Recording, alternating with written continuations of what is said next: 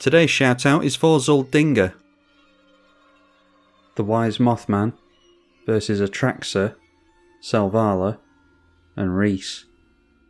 With a 3-lander, oh no, 4-lander. Yeah, no reason to ship this back really. Would be nice to accelerate the mana a little bit as ever in pretty much every game of Commander, but yeah, we've got some decent cards to make our way up to. Alright, and we draw into another land. Let's go Command Tower just in case we need some double colours that I'm not thinking about at the moment, and we will play our Fallout Hardened Scales. Alright, still no spells cast yet. We do get into a Means of Proliferate though, which is good. Also a 3-mana 7/5, which isn't nothing, so let's see, we just get down a tap land here, nothing to do on turn 2. The first commander to hit play is Selvala, Explorer returned. We have not seen Rhys yet, and there was a land miss there, unfortunately. Verdant Catacombs was cracked previously by Atraxa for the Underground Sea, but then goes to play a Triarm, so not sure if he's holding up counter magic over here. We don't know what type of Atraxa list this is yet. Alright, there's a Kodama's Reach, so I think that's the spell that we go for here. Alright, priority not being held up by Atraxa, so maybe does not have counter magic held up. Managing to make a land this time and crack the Croson Verge. Well, the Selvala was activated and revealed here an Undergrowth Recon. Darksteel Mutation we'll have to be careful of.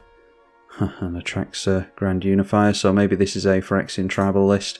Land revealed from us, so we're drawing into another one. Allowed our opponent into the mana for a Mirari's Wake. That makes a 3 visits free because it's 2 mana from 1 land, gets a land into play untapped and allows him into Benefactor's Drought. So that drew him a card and untapped the Selvala, making some more mana, revealing a Cultivate, a Bloatfly Swarm and a Nightkin Ambusher. So made 3 mana to cast the Cultivate straight away. So if there's going to be all this card draw, does it count as card draw? Yeah, each player draws a card. Might be worth getting down the Memory Erosion sooner than later. Bloatfly Swarm we saw revealed off the top, getting that into play with 5+ counters on it. And we draw into Mirelurk Queen, so we can get another shot land into play tapped and go for the Memory Erosion here. I'm not in too much of a rush to get down our commander annoyingly if they've got Darksteel Mutation available to them. Oh, this one triggers on casting a spell, not card draw. Oh well, I'm not sure I would have done anything else there anyway. Suppose maybe could have gone for the Mirelurk Queen on turn 5 and then a couple of 3-drops on turn 6. So milling 2 cards off the Memory Erosion when casting the Undergrowth Recon. And that's at the beginning of your upkeep. Return a land from graveyard to battlefield. And they've already got 3 available. And now casting Rhys the Redeemed after dropping a land for the turn. Has milled a Martial Coup. Selvala revealing again a Growing Rites of Itlamok Archdruid's Charm, which he then goes on to play. And immediately using it to blow up the Memory Erosion. Revealed a Feral Ghoul and a Hedron Crab. And a very quick Storm Herd, where X is your life total. This is only turn 5 from the Selvala player. So a bunch of Pegasus tokens into play. Let's see if anyone manages to get into a board wipe. Playing and cracking a Sakura Tribe Elder after that as well. So unless we see a board wipe, a player can go down to these Pegasus tokens next turn. A couple of players actually, because they're getting a +1 buff from the Mirari's Wake. Well, there we are. And oversimplify. Exile all creatures. Each player creates a 0/0 fractal token, equal to the total power of creatures they controlled, so they're going to be left with 1 massive creature, but hopefully we'll be able to chump block it. So that is a 100/100, 99+ counters on it. Now it might be that this player, because he wants to draw so many cards, he's scared of mill, and that's why he was so eager to get rid of the Memory Erosion, so maybe the Hedron Crab into play and starting to point mill over there would be an idea. Might be able to encourage him to use that Darksteel Mutation onto it, giving us an indestructible blocker. Alright, drawing to a Hedge Maze, no shortage of lands this turn, meaning we can have 5 mana after the Hedron Crab. So let's drop the Hedron Crab. And it's between the Mirelurk Queen and the Nightkin Ambusher. I think I'll go for the Mirelurk Queen here. Although we could get in the tap land with the ambusher. Should have chance to do that later on though. Let's go for the island and point the mill at the Celestia player. And we'll hand over the first rad counters of the game to the same player. Had them get rid of an Alhamret's Archive, an Elspeth, Sun's Champion, and a Mana Reflection, so some really good mill there. The Recon is triggering at the beginning of the turn and bringing a Dryad Arbiter into play. It does come into play tapped, or Dryad Arbor even, so we'll not be able to chump block the Fractal with that. I dare say, because we just targeted him with a bunch of mill, that we might have to chump the Fractal next turn. And then a Privileged Position, another 5 mana enchantment. All other permanents you control have hexproof. We've got a Maze of Ith available to them now here as well. Radiation going off for the first time. And they mill a few cards there, losing both of their radiation counters because they had 2 non-lands on the top, Angel of Ruins and Settle the Wreckage, getting rid of a good amount of board wipes here. And with the radiation, My Alert Queen triggers, gets a plus counter and draws a card, and you'll never guess what we draw into. Got 2 plus counters thanks to the hardened scales. A Kozilek, Butcher of Truth, turn 6. So draws up to 9 with that. Hopefully won't see any haste onto the Kozilek. Manages to play another land, so still 6 mana available. A Mithril Coat is indestructible, can go on to the Butcher, because that is a legend. And alright, going into the right instead. So going to throw the Fractal token away to that, I imagine.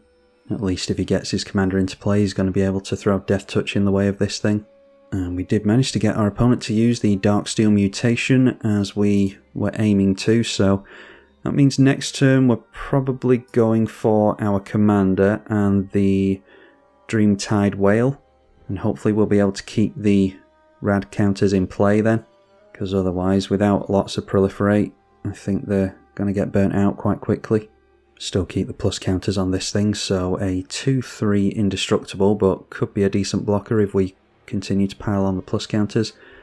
A Nargle's Conscription. That is creature from an opponent's graveyard onto the battlefield tapped under your control. Exile the player's graveyard, so that went over to the Celestia player and reanimated their Angel of Ruins, which will exile the Mana Doubler and the Mithril Coat. So still 6 cards in hand and plenty of mana over there, but that should slow him down considerably. Alright, an Ancient Tomb, is that of relevance? I don't think we need it here. So let's play our commander. Each player gets a rad counter. Then we can go Forest, and we'll spread the mill around a little bit, I think. Let's go after this player. I don't want the Celestia player to scoop because you have to play around that on Magic Online. They just went for a reanimate. Let's put a plus counter on the Wise Mothman. Let's now play the Dreamtide Whale and hopefully start to make use of some proliferate, because we do need to keep the vanishing counters on this as well as keep our opponents in rad counters. In a situation like this is where we would really want to have kept the memory erosion in play, but we will pass the turn at that and see what happens. Undergrowth Recon, got plenty of lands to choose from. Goes after the Crowsome Verge again. If it's going to come into play tap, they might as well.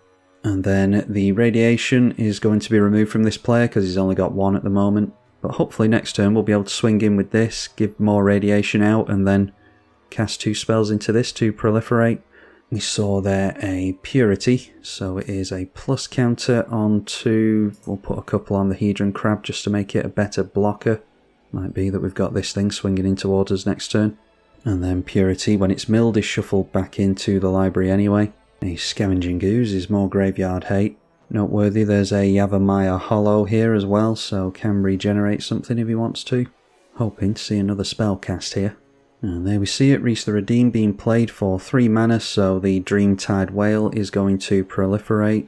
Plus counters on our own creature, the Vanishing counter here, and then rad counters as well, of course.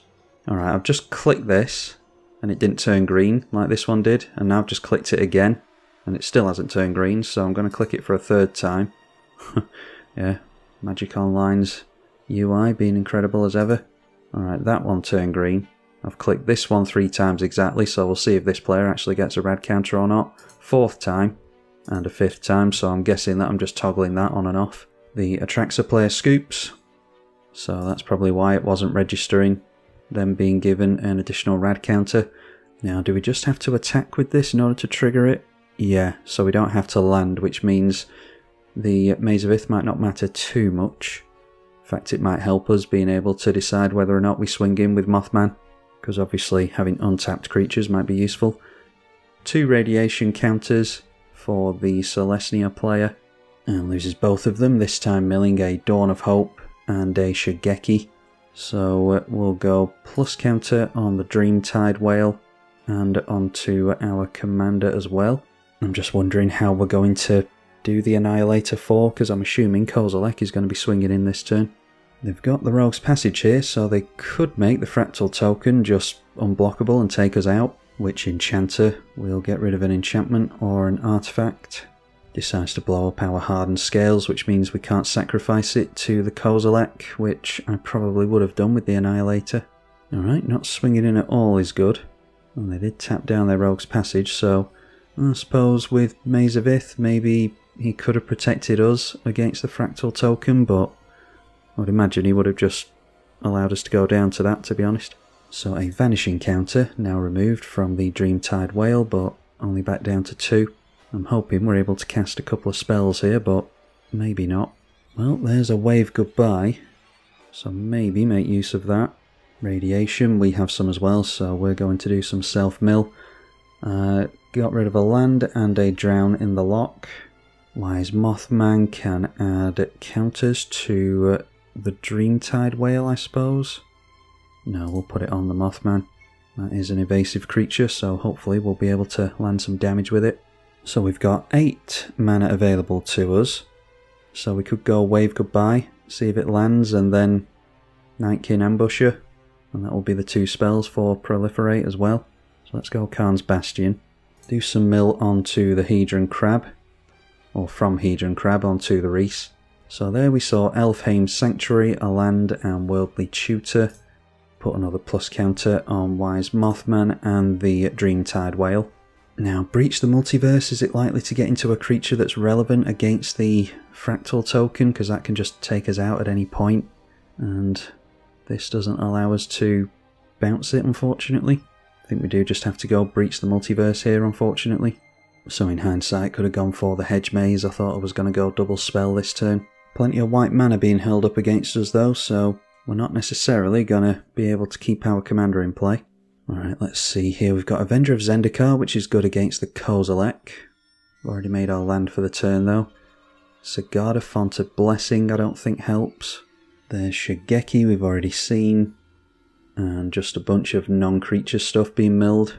Then there is Zelix as well. So we'll choose our own Zelix. Shigeki's the only choice over here. And then against spot removal, do we just go Sigarda? Yeah, I think we have to. Wise Mothman triggers after that, so we've got 22 targets. So 1, 2, 3, 4, 5, 6, 7. And we'll leave it there, not looking to put plus counters on my opponent's stuff.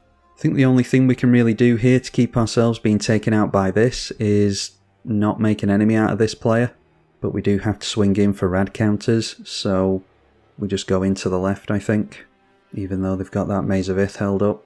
So we'll turn in to the left, and everyone gets a rad counter when it swings. It's funny, if we'd gone for Avenger of Zendikar instead of Sigarda, we still could have put plus counters on every single plant token. Not that it would have been relevant, but 22 targets we had available. Okay, in response to blocks, the Maze of Ith is not removing the Mothman from combat here for whatever reason. Oh, of course it has hexproof now, doesn't it? Forgot about that. So there is Wing Shards, Sacrifice, and Attacking Creature. And that is 2 spells being cast, or, well, it's just Storm, because another spell has been cast here. So we've only got 1 card that we sacrifice, because there's only 1 creature that is attacking, and that will go back into the command zone. And that's the problem with the Wise Mothman, is you do really need this to be in play, because the whole deck's built around the rad counters. We're not necessarily bothered about completely milling our opponents out in this deck. Scavenging Ooze goes for exiling something from a graveyard. Oh, they went for the Wing Shards there. And the Mythic Rare Undergrowth Recon, continuing to grab lands from the bin. Pointed at the Emergence Zone this time. Then the radiation goes off again. This time milling a Teferi's protection, which I dare say they would rather have had in hand. An odd choice, I think, for the wing shards, not to hold on to that and instead use it to get rid of our commander, because we were dealing damage over here and you might struggle to push the fractal token through to there because of the Maze of Ith, so us getting rid of this player and then you getting rid of us with this might have been a better plan, but obviously I don't know what's available to our opponent. Alright, activating Rhys for each token you control, so they just want another fractal. I think that's the only token they've got here, and that'll just be a 0/0, won't it? Because it won't come in with a plus counter. Not sure what the aim is here. Yeah, so 6 mana, tap your commander, do nothing there. And then Growing Rites of Itlamok we saw previously, so that will turn into a Guy's Cradle this turn at least, revealing to us a Sun Titan after they've been milled a few times. This time the Fractal token is going to see the Rogue's Passage and does swing in at us to take us out. So yeah, like I said, the Wing Shards could still be in his hand here, and it probably, I mean judging by the board state now, it probably won't be relevant anyway, but do have to bear plays like that in mind just in case, because the game might go on for a while yet. These players are still at high life totals. Could have swung in the Kozilek as well, because the Annihilator would be useful against this player. Looks as though he's going to make use of the 4 mana here and start exiling things with the Scavenging Goose. Put into exile here a Shigeki and the Dawn of Hope. Plays the Sun Titan during the main phase here. And with the Sun Titan just decides to grab the Core Haven. So again, the Kozilek hasn't been swinging in, but can at least remove the damage from that. But it's the Annihilator that's going to hurt, I think. Eldritch Evolution will sacrifice a creature and upgrade it. Decided to actually sacrifice the Sun Titan, so we'll be able to go for an 8-drop. Instead, just trades it out for a Sigarda, Host of Herons. So he's just really pillow forting up here, but isn't particularly making his way through to a victory. That does switch off the Kozilek Annihilator though. Krosan Verge being sacrificed in order to grab a couple of lands. Rogue's Passage being made use of by the Fractal player. And now decided to start swinging in with Kozilek. Annihilator 4 does nothing thanks to the Sigarda. So the Maze of Ith still held up, can untap something and remove it from combat. All damage can be prevented by the Core Haven as well, so don't imagine combat is going to go too well here. Maze of Ith thrown onto the Fractal. Alright, and decided to chump block the Kozilek. So maybe he wants to hold up mana from the Core Haven. Alright, didn't make use of the mana after all, so not sure why he gave up on his only token there. Just looking through the lands here while I wait for my opponent to do something. There's a Ganjo. Mistveil Plains might be relevant after all the mill. Hall of Heliod's Generosity here as well as a Salt-Crusted Steppe, so yeah, just put storage counters on that. Well, the Rhys player has just passed the turn straight away, and it's a Sandworm Convergence, so more pillow fort stuff. And again, tries with the Fractal token and the Kozilek, and might as well swing in with the 2/2 as well, I suppose. Alright, Core Haven being used this time on the Fractal token. And Maze of Ith on the Kozilek. A Regeneration Shield being placed onto the Scavenging Goose with the Yavimaya Hollow, so we'll assume it's a 2/2, blocking a 2/2. Making the Worm token at the end of the turn. The green mana from the Scavenging Goose could be used to start exiling a bunch of stuff from the graveyard, especially the Witch Enchanter. So yeah, looks as though he's doing that, putting the plus counter on there and gaining a life. Rhys making a 1/1 token. Mistveil Plains then being pointed at something, hopefully this will tell us. Puts Avenger of Zendikar onto the bottom of the library. Storage counter onto the Steppe. Decided to just forego the rest of the green mana. He could really be chipping away at all this graveyard. Probably not of relevance in a Celestia deck, but you never know. Bringing back the Krosan Verge again. Alright, and then this player just decides to scoop. There was a lot of chatting going on here. Alright, I don't know what any of that means, but our opponent just decided to scoop there, so there we are. I'll try again with Wise Mothman, but I do not have time this week now. I've still got real life things to do, so hopefully you all got some enjoyment out of the video, and I will see you all in the next one. I'm tribalkai. Thank you for watching.